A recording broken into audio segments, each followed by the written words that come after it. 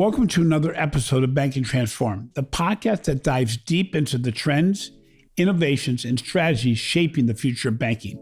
I'm your host, Jim Roos, owner and CEO of the Digital Banking Report and co-publisher of the Financial Brand. Digital banking success hinges on more than just lists of features and technological capabilities.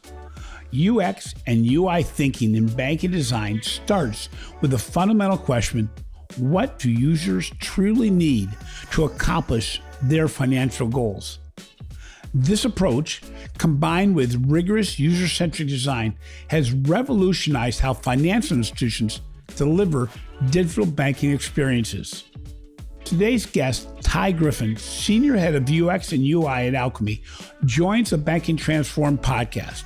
He shares insights on how Alkami recently became the first technology provider certified by J.D. Power for providing an outstanding mobile banking platform experience. Listeners will gain practical insights into creating distinctive digital banking experiences that drive engagement, satisfaction, and relationship growth. Listeners will also learn how to balance innovation with security and regulatory requirements.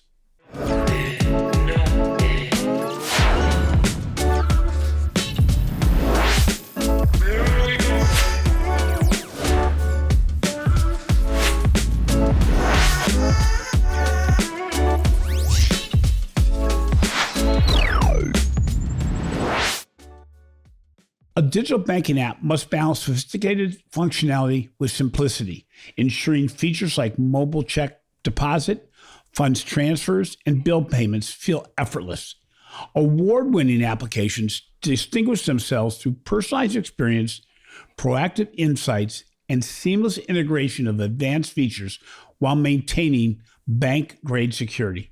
So Ty, you joined Alkami about 4 years ago. What was your mission when you joined Alkami, and how was your vision for what's possible altered during that relatively short amount of time? Yeah, absolutely. Thank you, Jim. So yes, I've joined Alkami about 3.5, 4 years ago. And my first mission was to really understand the domain and the industry as a whole. I've had over 20 years of design experience, but really understanding financial institutions and the users was critical for my role here. And so really diving in and getting the opportunity to actually travel with our sales team and interface with clients and see what their needs are was really critical for this role. And so I would say at the end of the day, getting a true understanding of what a B2B, B2C application experience looks like and providing a solution for not just our end users, but our customers as well was really critical. You know, it's interesting, Ty. As you went around, I'm sure you saw that almost every financial institution is at a different stage of their digital transformation experience. Some have challenges with back office. Some have challenges with the front-facing experience. As you went around, what was the most common user experience pain point that you see in mobile banking today, and how are you addressing these? Absolutely. First off, I think it was coming from just how financial institutions approach UX as a whole before I speak about the end user experience. And that part there, I think I've had the opportunity to sit down with clients. And one thing that was consistent was financial institutions were looking for the opportunity to differentiate themselves from another. And what I realized was that idea kind of falls short, if you will. And what I mean by that was, where do we place differentiation in this whole mobile banking platform experience thing?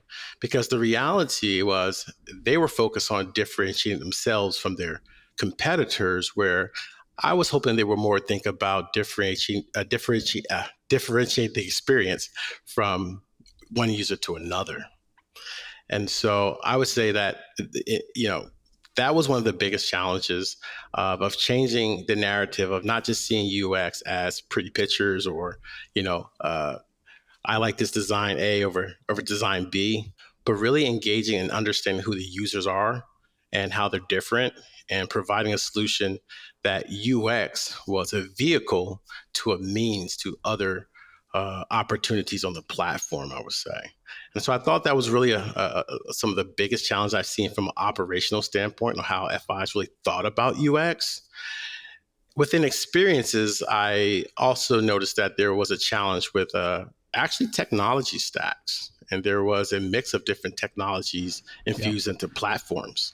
And so the ability or inability, should I say, to merge these into one holistic solution was really challenging. And so from a end user experience perspective, kind of looked like we brought our users along for this technology ride. And as we started to figure out what technologies were needed, we just kind of slapped it into the experience and we just brought the user along with us. And so they've gone through a front seat view of the challenges that FIs have had. And I say they, the end user, have gone through a first look at the challenges of integrating solutions and making them seamless. So, how does Alkami design a platform that does balance the cutting edge innovation that's possible with the practical functionality for the diverse user base that you referenced? That's a good question because when I think about innovation, I actually think about simplicity. And I think about how innovation is the ability to simplify our lives. If we think about the things that were innovative in the last decade or two, there are ways we've simplified our level of effort in the way we do things. So when I look at innovation, I kind of see that as the ability to simplify things and bring a level of practicality to the experience. And so I actually see them as one and the same, as innovation and practicality. The challenge is, how do you take these technologies and deliver them in a practical manner, in a personalized manner as well? So, what differentiates a functional mobile banking experience and one that truly engages and empowers the user during the financial journey? Because, one is a matter of making things simpler, making it easy, just making it so there's not a problem with it. But now more than ever, financial institutions are really saying, how do I get people to engage with my platform more? How do I have them keep on coming back? As you referenced, it's more similar to like an Uber or Amazon app that keeps on drawing you back. What differentiates just doing the basics really well for an experience and one that actually empowers a journey through engagement? Well, yeah, functional banking application or experience. It's simple, basic utility. It allows users to complete essential tasks, but often lacks depth, personalization, and that level of delight. Where I believe a more like engaging experience empowers the user and goes beyond just functionality to create a holistic, once again, personalized, and maybe even a bit more like proactive experience that resonates more emotionally with the user. And once again, going back to that personalized experience is really the next step in delivering these experiences. And so, when you think about UX, a lot of times we like to think about just the visual aspect of things at the end of the day. And so that's a really myopic or a really one-sided view of the holistic experience. And there's many applications out there today, such as, you have your Facebooks, you have your your Apple platforms and Google. They really focus around hyper personalization. And what happens, what I'm noticing is when things become more hyper personalized and geared towards you as an end user, the UI kind of fades into the background and the content it moves forward, right? Yep. Because you kind of look at the experience different in those more engaging experiences.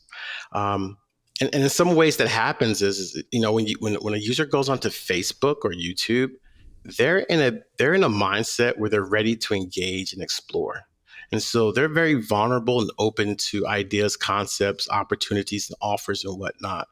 Digital banking is a bit different there, where the experience actually starts outside of the application. The mobile banking actually starts in within a conversation or in context of a task that needs to be done. So the user tends to come to mobile banking experiences with a task at hand, with a level of intent.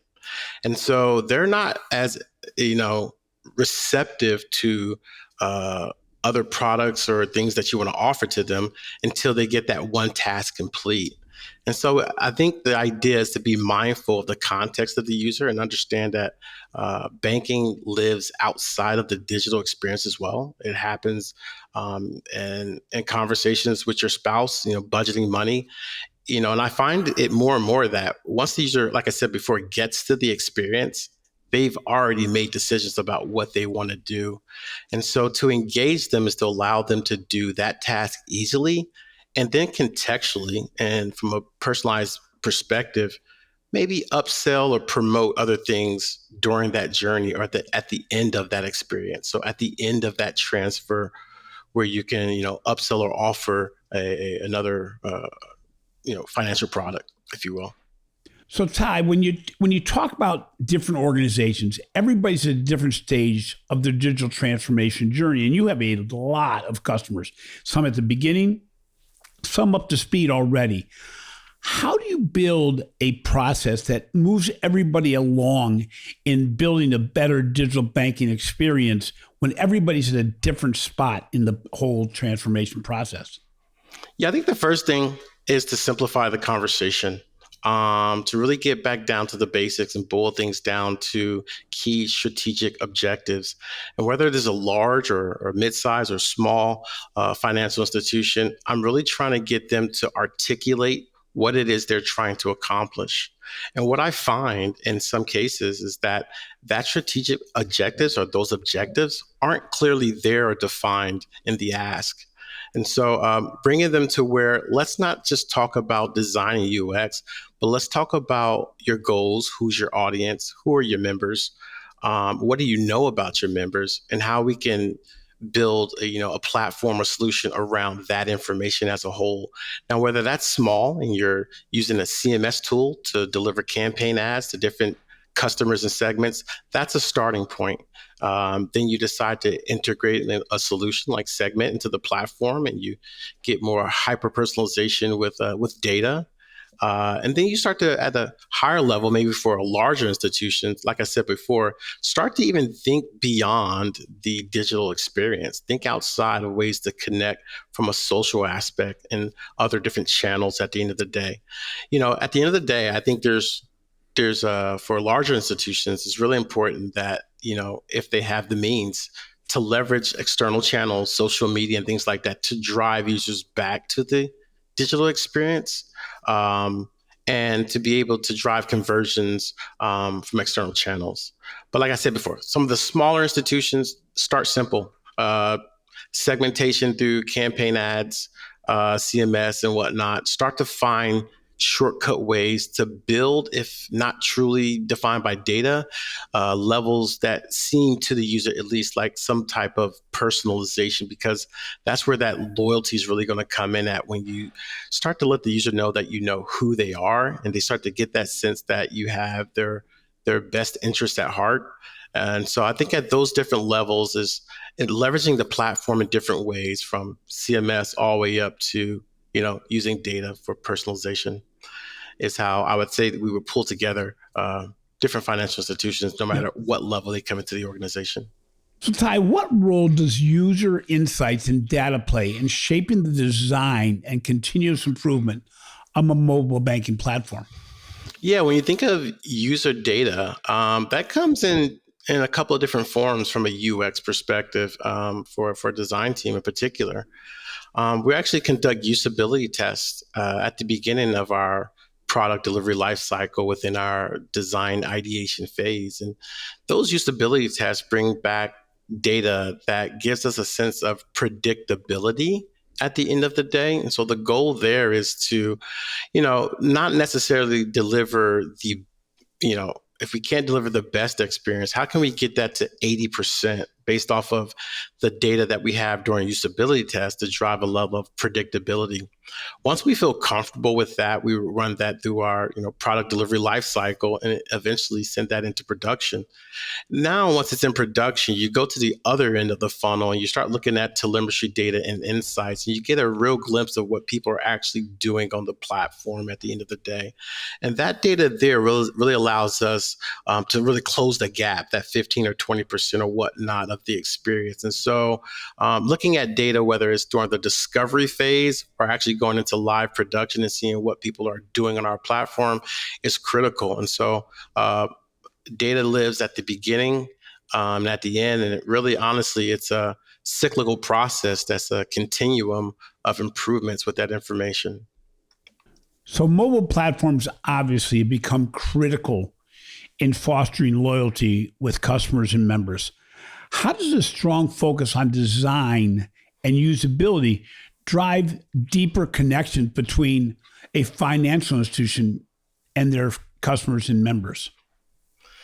Yeah, I think loyalty comes from consistency, familiarity, and maybe a level of predictability at the end of the day. And so, Yeah. consistency is the user expecting a consistent level of performance from the technology stack and how it operates holistically, the experience. And then the familiarity part of it is feeling like the experience knows who they are, who the user is at the end of the day. And then taking that information and creating a model of predictability to service the end user with recommendations that are best fitted for that particular user's needs and kind of tells a story that is personalized for the user. And so consistency, familiarity, and predictability, I think, are some of the key things that a great user experience has to have to build that level of loyalty with the end user. So Ty, I don't know why I waited this long. I did it. I talked about it in the introduction, but Alkami was certified by JD Power for providing an outstanding mobile banking experience. Since then, even you've received other awards for what you've created. What really differentiated what you're providing at Alkami from what else is in the marketplace today?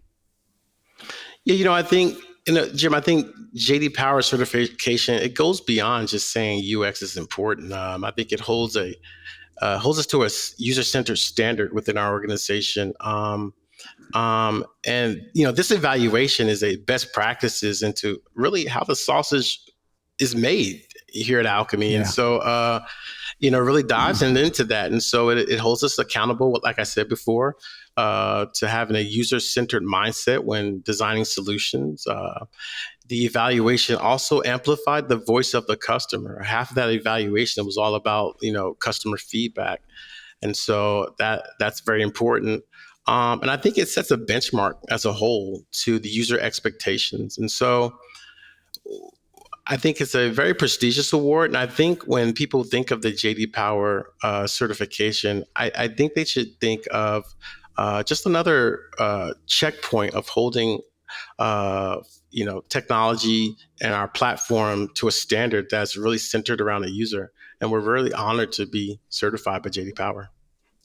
Well, it also says a lot about the focus that Alchemy has put towards the overall user experience and the user interaction. We're moving as an industry beyond experiences to engagement and all, but it's really in how you can make your mobile banking platform replicate what people are getting elsewhere outside of financial services. I often refer to my Uber experience or my Amazon experience, or what I'm even getting from airlines today as far as how they continue to interact over time while making everything easier and more effective and differentiated from competitors. But, it says a lot for being able to get the awards you've received and the recognition you received for the fact that, you're getting accolades for the work you put in. So congratulations. So, given what you've learned, what lessons can other financial institutions take from platforms like Alchemy to rethink their approach to digital transformation? Yeah, I think the opportunity for FIs is kind of is like I said previously, to rethink where differentiation should really lie, not just within the brand of the financial institution, but at the end user level is where you're really going to get your bang for your buck when it comes to differentiation on the platform. And that's going to be driven by, data, technology, and AI to streamline that delivery of that. And so another thing is placing big bets on technology. I know, and financial institutions, we're hearing them talk about how it's important, but I think they're going to have to, place some really big bets on really thinking outside the box. Another aspect I would share is not to think, if you build it, they will come from a design perspective, from a Yep. digital banking platform perspective. So once again, think outside the box. How do you bring them back to that experience, and how did that experience now feel more tailored towards them? And so I think my quote there would be: just because you build it doesn't mean they will come. Would be the number one message or thing that I would share that I think financial institutions may want to be advised or think about. So this is kind of like a personal question, Ty.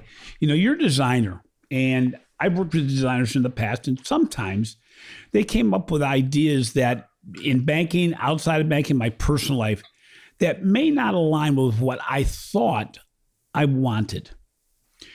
You have experience through the research you're doing, through the work with you that you do with so many different financial institutions in Alkami.